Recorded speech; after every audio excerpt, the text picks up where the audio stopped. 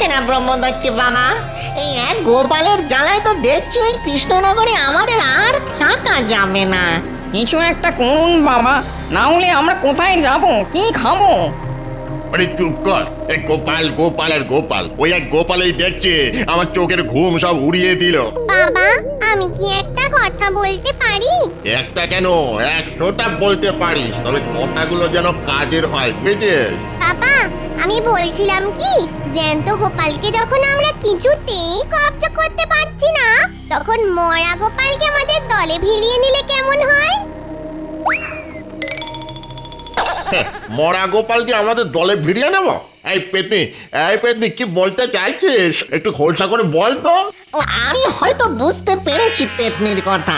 ও বলতে চাইছে গোপাল যদি ফট করে রক্ষা পায়, তাহলে ও তো আমাদের মানে এই ভূতের দলেই এসে জুটবে।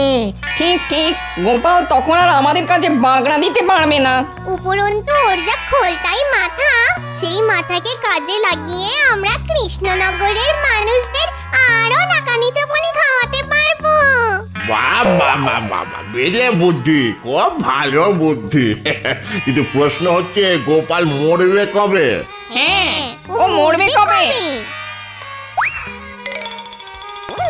এটা জানার জন্য তো আমাদের জ্যোতিষী ভূতের সঙ্গে একবার কথা বলা উচিত নাকি?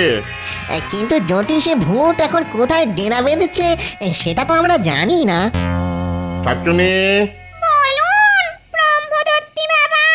চট করে আশাওড়া গাছের ডাল থেকে আমার দূরদৃষ্টির নলটা একবার টেনে আনতো।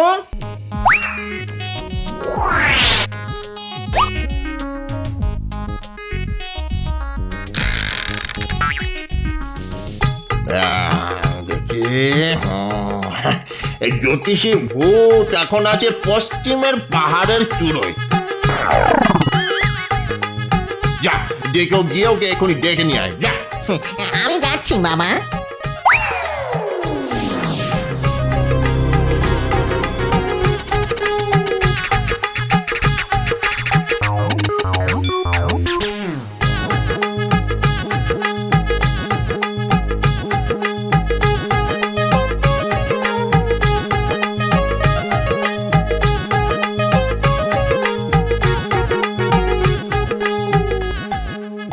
প্রণাম মহারাজ। আরে গোপাল জি, এসো এসো। এই মনে মনে তোমার কথাই ভাবছিলাম। তাই নাকি? আর ভাবতে ভাবতেই তুমি এসে হাজির। তবে তুমি অনেকদিন বাঁচবে গোপাল। সে তো বাঁচবই মহারাজ। রাজ্যতীষী আমার হাত আর কুষ্ঠি দেখে বলেছেন আমি নাকি অনেক দিন বাঁচবো, নিদেন পক্ষে 90 বছর। তবে মাঝখানে ছোট্ট একটা বিপদ আছে। সে কি বিপদ আছে? ওই তো বললাম ছোট্ট একটা বিপদ, তবে সেটা কেটে গেলেই না পাক্কা 100 বছর বাঁচবো। সে তো তোমার বাঁচতে হবেই গোপাল।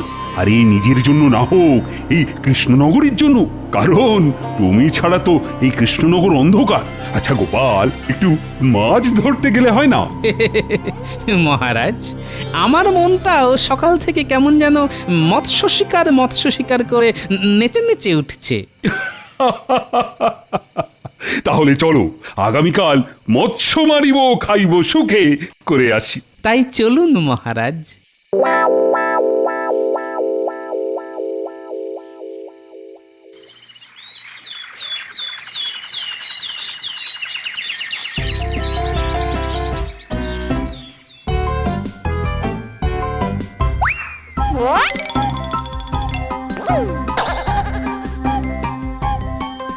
এই যে জ্যোতিষী ভূত, বলি অনেকক্ষণ ধরে তো আগ্রহ হলো, এখন খোঁচা করে বলো তো গোপালের আয়ু কত? গণনা বলছে গোপালের আয়ু অনেক দিন, এখন চট করে যাবে না। আচ্ছা, ওকে মেরে ফেলা যায় না? মানে ধরো ওই ঘাটটুকু করে মটকে মেরে দিলাম আর কি, যায় না? না না, ওর যা বুদ্ধি দেখবেন ঠিক হড়কে যাবে। তাহলে কি করা যায় বলো তো? ব্রহ্মদৈত্য বাবা, আপনার দূরদৃষ্টির নলটা একবার দিন তো, গোপালের কপালটা একবার দেখি।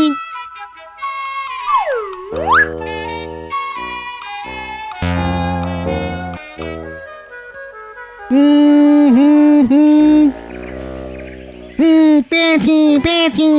বুঝলেন ব্রহ্মদৈত্য বাবা, গোপালের কপালে একটা ছোট খাটো দুর্ঘটনা লেখা আছে।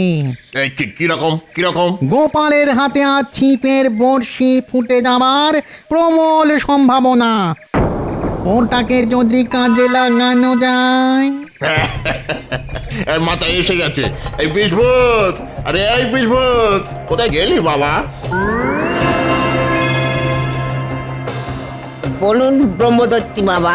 এই শোন, পুকুর পাড়ে গোপাল মাছ ধরছে বুঝছিস, আজ ওর হাতে ছিপের বড়শি ফুটে যাওয়ার প্রবল সম্ভাবনা আছে। তুই এক্ষুনি গিয়ে বড়শির মধ্যে ঢুকে পড়, আর বড়শি হাতে ফুটে গেলে তুই টুকুস করে গোপালের শরীরে ঢুকে যাবি, ঠিক আছে?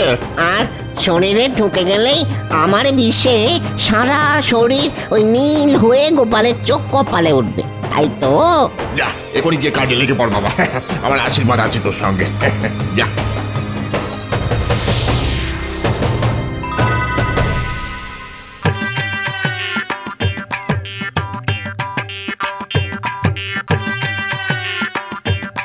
গোপাল, আরে এই গোপাল, মাছে খাচ্ছে। এবার মাছ বাবাজিকে আমরা খাবো। ব্যাটার মুখে বড়শি বিঁধেছে, এবার খেলিয়ে ওপরে তুলতে হবে। মহারাজ, আপনি ছিপটাকে ধরুন, আমি জলে নেমে মুখ থেকে বড়শি খুলে মাছটাকে তুলে আনি। মহারাজ, মনে হচ্ছে শের দুইয়ের পাকা রুই। বাহ বাহ, খুব ভালো। উফ, বাবা গো, কি হলো গোপাল? আঙুলের ডগায় বড়শি ফুটে গেল মহারাজ, আর মাছটাও পালালো। ঠিক আছে ঠিক আছে, তাড়াতাড়ি জল থেকে উঠে এসে হাতে একটু ওষুধ টষুধ লাগাও না। দাঁড়ান, আগে বড়শিটা খুলি। কি সুন্দর, কি সুন্দর ভাবে বিষভূত গোপালের শরীরে ঢুকে গেল গো। মার মার মার মার, এবার মর গোপাল, তাড়াতাড়ি মর, আর মরলেই তুই আমাদের দলে। বাবার যে কাশিটা খুব জ্বালাচ্ছে গো।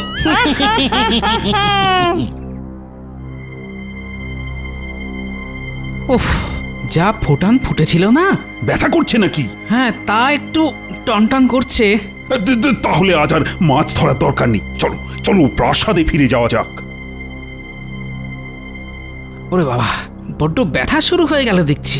তাড়াতাড়ি পা চালিয়ে চলো দেখি, প্রাসাদে গিয়েই রাজবৈদ্যকে খবর দিতে হবে, মনে হয় বিষিয়ে গেছে।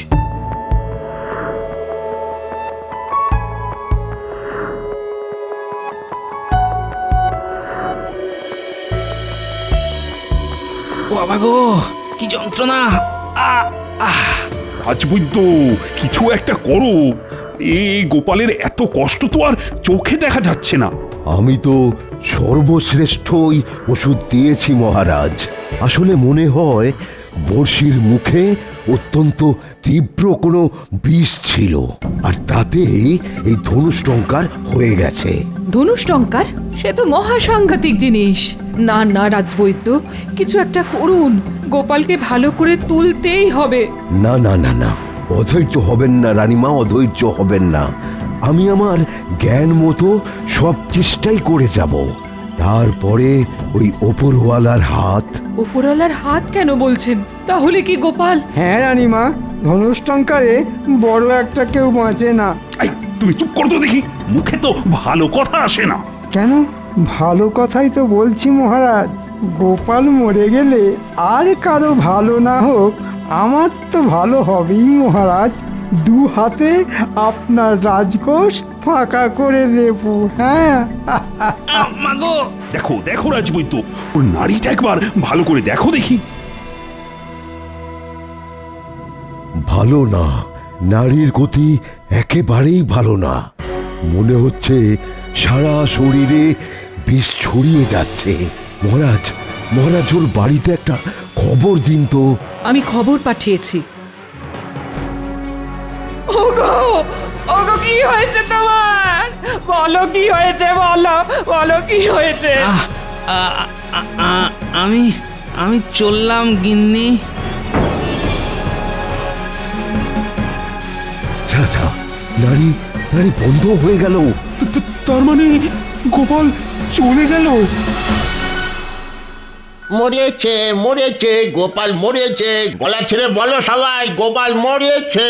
গোপাল মরেছে। মরেছি গোপাল মরেছি। তা ব্রহ্মদত্তি বাবা ঠিকঠাক করতে পেরেছি তো? একেবারে 100 ওরে বাবা, গোপাল শেষ। গোপাল এখন আমাদের দলে আসতে বাধ্য হবে। তারপর গোপালের বুদ্ধির জোরে কৃষ্ণনগরের সমস্ত মনুষ্যকুলকে নাকানি চোপানি খাইয়ে ছাড়বো। যা যা যা যা যা, চট করে ভালো দেখে একটা মালা নিয়ে আয়, হ্যাঁ বুঝলি, মোটা দেখে আনবি। মালা দিয়ে কি হবে ব্রহ্মদত্তি বাবা? মেয়াকা খোকা, ওরে গোপালের মতো একজন মহান ভূত আজ আমাদের দলে যোগ দেবে, তাকে একটু বরণ করে নিতে হবে না? তাড়াতাড়ি যা। এই পেতনিয়া শাকচুন্নি, তোরা নিয়ে আয়, বরণ ডালাটা নিয়ে আয়।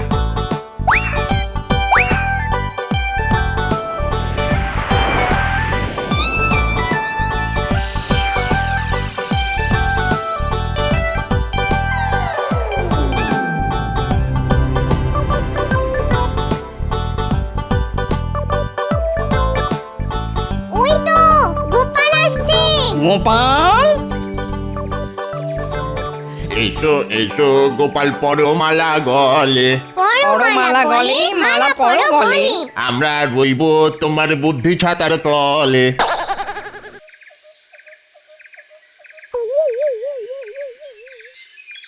আরে দূর দুষ্টির পিণ্ডি, বলি এসব কি রঙ্গ হচ্ছে? আরে রঙ্গ নয় রে বাপ, রঙ্গ নয়, এটাই হলো ভূত সমাজের সনাতন রীতি। আর কোনো বুদ্ধিমান কিংবা মহান মানুষ মরে আমাদের এখানে এলে আমরা এভাবেই তাকে বরণ করে নিই।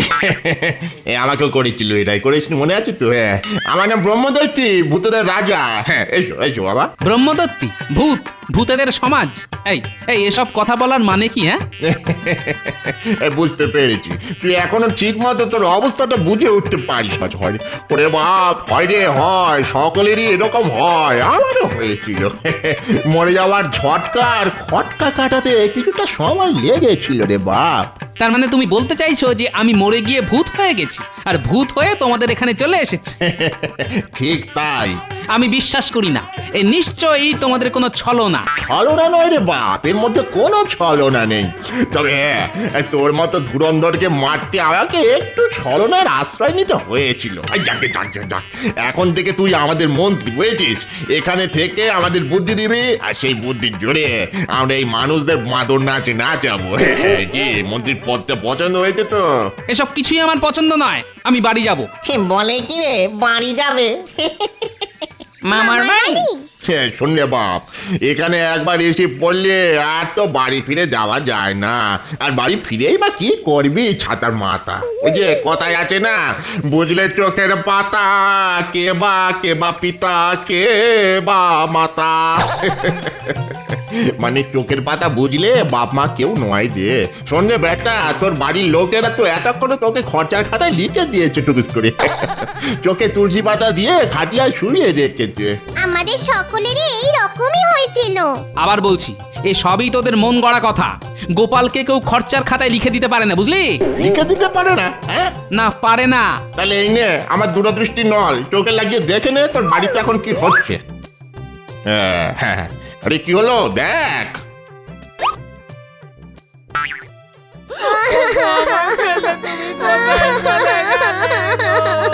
ও দাদু, ফিরে এসো না দাদু। তুমি না থাকলে আমাদের কে গল্প বলবে, কে ভালোবাসবে? উঠে পড়ো না দাদু, উঠে পড়ো না, চলো না, মাঠে গিয়ে খেলে আসি। ফিরে এসো গোপাল দাদু, ফিরে এসো, ফিরে এসো গোপাল দাদু। ভালোই হলো বলো, গোপাল বেটা মরতে আমাদের সুবিধা বই অসুবিধা হবে না, কি বলো? তাজা বলেছেন, মোটাটার বড় চ্যাটাং চ্যাটাং কথা ছিল। বচনে বচনে পুড়িয়ে মারতো একেবারে। শুধু মহারাজের চোখের মনি ছিল বলে কিচ্ছু বলা যেত না। মনি তো এখন ফুস হয়ে গেল, কি করবেন এখন মহারাজ? হ্যাঁ,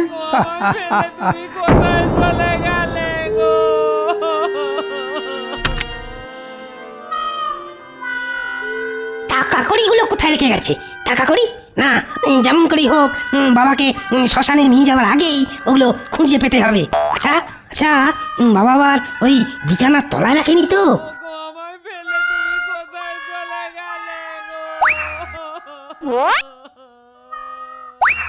খোকা, হ্যাঁ বাবা যেতে না যেতেই ঘরদোর সব লন্ডমন্ড করছো তো, কিন্তু মনে রেখো আমিও এক ভাগিদার এসে গেছি।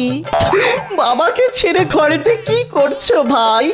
না মানে বাড়িতে এত লোক আসছে তাই ভাবলাম মানে ওই ঘর দর বিছানাপত্রগুলো একটু গুছিয়ে রাখি আর কি। ও মা, তাই নাকি? তুমি কষ্ট করতে যাবে কেন ভাই? কষ্ট করা লোক তো এসে গেছে, মানে তোমার ভগিনী। এই যে শুনছো?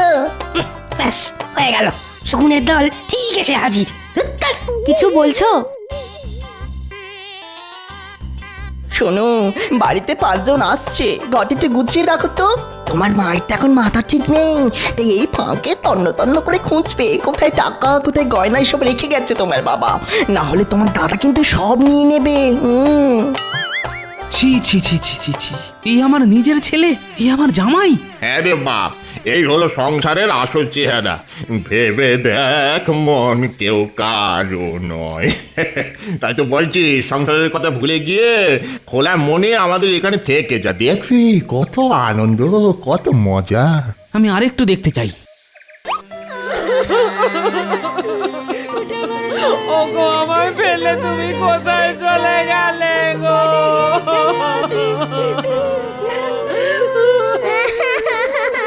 ও দাদু, ও দাদু, ফিরে এসো না দাদু, ফিরে এসো। ও দাদু, ফিরে এসো না। ফিরে এসো গো দাদু, ফিরে এসো। এত ভালোবাসা, আমাকে এত ভালোবাসে ওরা। ও ব্রহ্মদত্তী বাবা, আমাকে আমাকে একবার ওদের কাছে যেতে দাও। গিন্নিকে আর আমার প্রিয় নাতি নাতনিদের একবার দেখা দিয়েই চলে আসবো। সে কি করে হয়? কেন হয় না, কেন হয় না? তুমি ব্রহ্মদত্তী, ভূতেদের রাজা, তুমি যদি ছলনা করে আমাকে এখানে নিয়ে আসতে পারো, তাহলে 5 মিনিটের জন্য কেন যেতে দিতে পারো না? বড় মুশকিলে ফেললি দেখছি। কথা দিচ্ছি ঠিক 5 মিনিটেই যাবো আর চলে আসবো। আর যদি যেতে না দাও, তাহলে কিন্তু কোনোদিন আমার কাছ থেকে কোনো বুদ্ধি তুমি পাবে না। এরা বাবাই তো চমকাচ্ছে। চমকানেই বলো আর ধমকানেই বলো, এই আমার শেষ কথা। কি যেতে দেবে? বাবা যেতে দাও, গোপালটা জিনিস, ওকে বেশি ঘাঁটিয়ে কাজ নেই। ঠিক আছে ঠিক আছে, যা, তবে ঠিক 5 মিনিট, বুঝেছিস?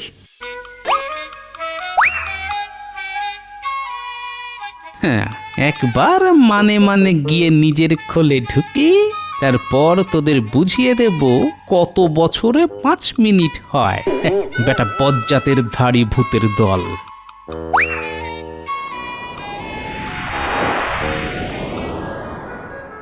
আমার ফেলে তুমি কোথায় চলে গেলে গো? বলছি কি, অনেকক্ষণ তো হয়ে গেল, এবার তো শ্মশান যাত্রা শুরু করতে হয়। হ্যাঁ, যখন আর ধরে রাখাই যাবে না তখন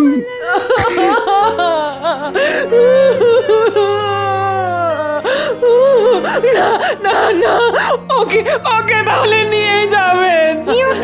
নিয়তি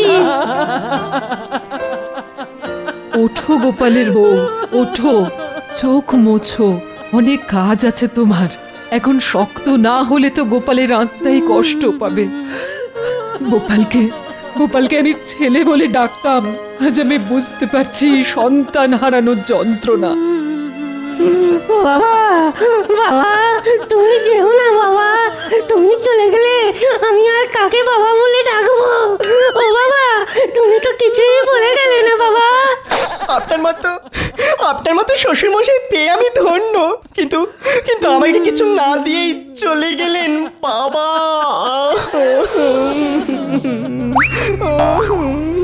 ওরে বাবা, কে ঘরটা বললো?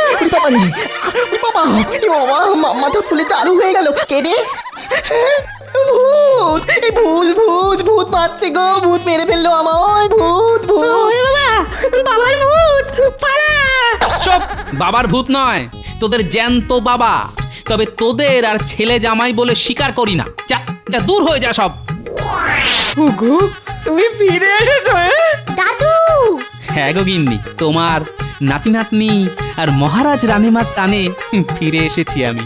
পাজি ভূতের দল ছল করে আমায় নিয়ে পালিয়েছিল, কিন্তু আমার নামও গোপাল। ওদের সাধ্য কি আমায় আটকে রাখে? আমি জানতাম তুমি ঠিক ফিরে আসবে। আজ এত খুশি হয়েছি জীবনে এত খুশি আর কখনো হয়েছি বলে মনে পড়ে না। আমিও খুব খুশি হয়েছি। তাই নাকি? হ্যাঁ গো গোপাল, তোমার আচমকা মৃত্যুতে বুকটা ফেটে যাচ্ছিল আমার। তাহলে একটু আগে চাপাসরের সেনাপতিকে কে বলছিল ভালোই হলো গোপাল বেটা মরতে আমাদের সুবিধা বই অসুবিধে হবে না? কি ঠিক বলছি কিনা? হ্যাঁ বেটা আমার মনের কথা কি করে জানলো? 5 মিনিট হয়ে গেছে গোপাল, এবার চলো। দূর হ, জমের অরুচি ভূতের দল। না গেলে কিন্তু ঘাড় ধরে নিয়ে যাব। তাই নাকি? দাঁড়া দাঁড়া, ধর তো আমার ঘাড়, এমন মার মারবো না। ওরে বাবা রে, পালা রে পালা পালা।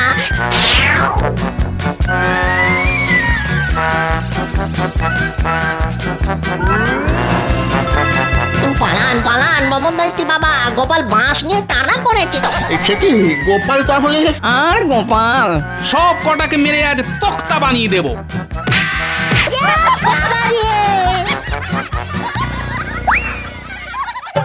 আমি কিন্তু তোকে ছাড়বো না, আমি ছাড়বো না। বাবা, কপাল তো বুঝি ফেটে গেল। পালা পালা। শুধু কপাল না, আজ তোর সব কিছু ফাটিয়ে দেব। না রে বাপ, বুড়ো বয়স আর বাঁশ পেটা খেতে পারবো না রে।